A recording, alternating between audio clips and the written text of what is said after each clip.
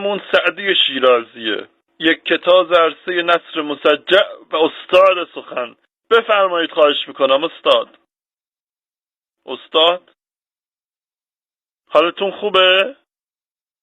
با ما قهرید استاد؟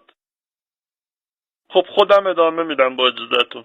استاد 2 کتاب خیلی معروف دارن، بوستان و گلستان، که بوستان همون سعدی نامه است بر وزن شاهنامه و به نظم سروده شده. پس بوستان شعره، ولی گلستان نثر آهنگینه به همراه حکایات کوتاه و متنوع. خوب بود استاد؟ چرا اخم کردین؟ آها، یه اثر دیگه هم داره به نام مجالس پنجگانه که به اندازه بوستان و گلستان معروف نیست البته. استاد شما هم واسه حسن ختام یه چیزی بگین اقلن.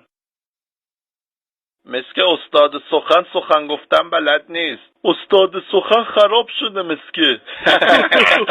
بیادبا، به خاطر همین بی احترامی به استاد 1-2 نمره از شما 2 نفر کم میشه. من میخواستم با این سکوتم توجه شما دانش آموزان رو به شعر خودم درباره سکوت جلب کنم. پروردگویی. همانطور که دیدید آن 2 نفری که نتوانستند جلوی دهانشان را در کلاس بگیرند تنبیه شده و نمرهشان کم شد. نمیشد یه جور دیگه پند بدین؟ بیادب، 1 نمره هم از شما کم میشه. دیدی سکوت بهتر بود پسرم؟ نه خیرم، 1 نمره دیگه هم به خاطر بیادبیت کم میکنم. الان دیگه فهمیدم، قشنگ شیرفهم شدم. خواهش میکنم دیگه پند ندین استاد، پندونمون پر شد. بیادب، 1 نمره دیگه هم کم میشه. من اصلا هیچ نمیگم، سکوت بهتر بوده. عزیزان از پند من ناراحت نشوید. خدا نگهدار. خداحافظی نمی کنین؟ غرق در سکوت شدن استاد. بدرود. باش، خداحافظ. استاد میشه از گودرزی هم 1 نمره کم کنید؟